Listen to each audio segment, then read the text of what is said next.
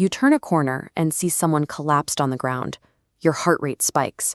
Adrenaline floods your system. The natural human instinct is to rush in and do something, anything, immediately. But right here is where your ability to help usually stops completely. This problem of panic in emergencies has been studied for decades. During the massive casualties of the Second World War, combat medics realized that chaotic environments forced responders to make split-second guesses. To fix this, they developed strict sequential assessment protocols to identify the most immediate threats to life, step by step. Today, that military protocol has evolved into a civilian framework called DRABCD. It stands for Danger, Response, Airways, Breathing, Circulation, and Disability.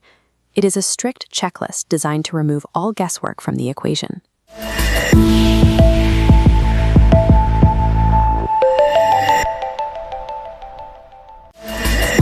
We are going to walk through how to secure a scene, execute the DRABCD sequence, place a casualty in the recovery position, and properly report the incident. If you have a practice partner or a training dummy nearby, grab them now. Relying on this structure ensures you address the most critical threats in the order they will kill a patient, regardless of how much pressure you are under. Step 1 is the D in DRABCD, which stands for danger.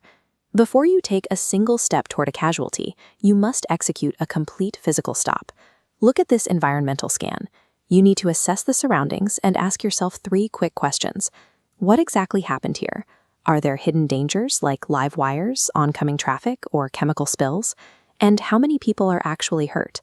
If you ignore these hazards and rush directly to the casualty, you risk stepping on a live wire or inhaling a toxic fume. The rule is simple. Do not become a second victim. You must definitively declare the area safe before you initiate any medical intervention. If the danger cannot be cleared, you do not approach.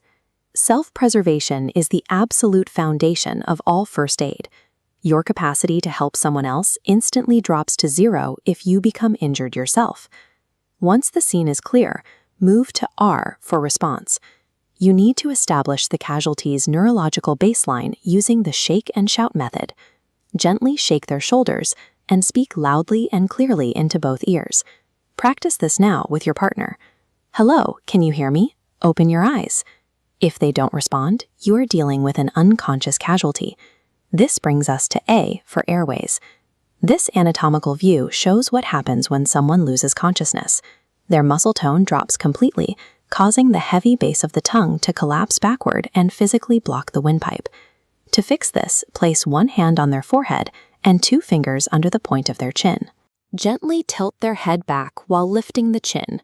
As you can see, this simple mechanical action pulls the tongue up and opens the passage. Next is B for breathing. Keep the airway open and position your cheek just above their mouth. Look at their chest to see if it rises. Listen for breath sounds and feel for air on your cheek.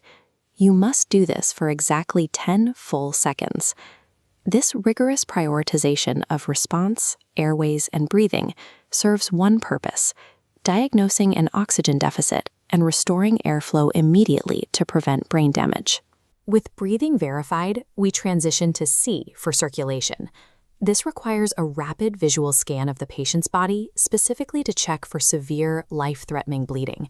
The logic here is physiological. The oxygen supply you just secured is useless if the blood volume required to transport that oxygen to the brain is actively leaving the body. Finally, check D for disability. This is a quick head-to-toe sweep using your hands to identify any secondary injuries, deformities, or medical alert bracelets that might explain why they collapsed. Pause here and perform this rapid physical sweep. Start at the head, check the torso, and sweep down the limbs, looking for hidden bleeding or irregularities. By securing circulation and checking for disabilities, you are ensuring the patient's internal transport system is stable enough to keep them alive while you wait for professional help. Once your casualty is breathing and has no severe bleeding, they need to be placed in the recovery position. This posture leverages gravity to keep the airway open and ensures any vomit or fluids drain away from the lungs. Look closely at this top-down view. First, take the arm closest to you and place it at a right angle to their body. Then, bring their far arm across their chest and hold the back of their hand against the cheek nearest to you. Next, bend their far knee up so the foot is flat on the ground. Keep their hand pressed against their cheek, and by pulling on the bent knee, smoothly roll them toward you onto their side. Stop the video right now. Take turns with your partner physically maneuvering each other into this position. Do it until the sequence becomes muscle memory. This physical manipulation locks the casualty into a stable posture. It is the final safeguard to protect the clear airway and steady breathing you achieved during the primary survey. The physical intervention is only half of your responsibility. The final, mandatory requirement of first aid is formal documentation. This report form highlights the exact data you need. At an absolute minimum, you must collect the casualty's name, their approximate age, and any relevant medical history you can gather from bystanders. You also need to document specific details about the scene. Note the time of the incident and exactly how it happened. Arriving paramedics need this to understand the mechanism of injury and anticipate internal trauma. Accurate reporting accelerates the treatment protocols used by paramedics upon arrival and provides legal protection for the rescuer. Let's review the complete sequence. You stop to check for danger, test for a response, clear the airway, check breathing for 10 seconds, scan for circulation issues, sweep for disabilities, and secure them in the recovery position.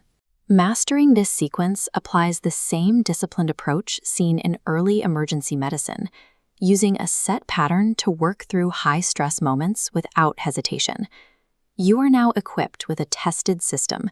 You know how to safely assess a hazardous scene, stabilize a patient's vital functions, and accurately hand over critical data to emergency services. Take a few minutes to review your notes. Practice the recovery position steps with your partner one more time. Trust your training and stay prepared.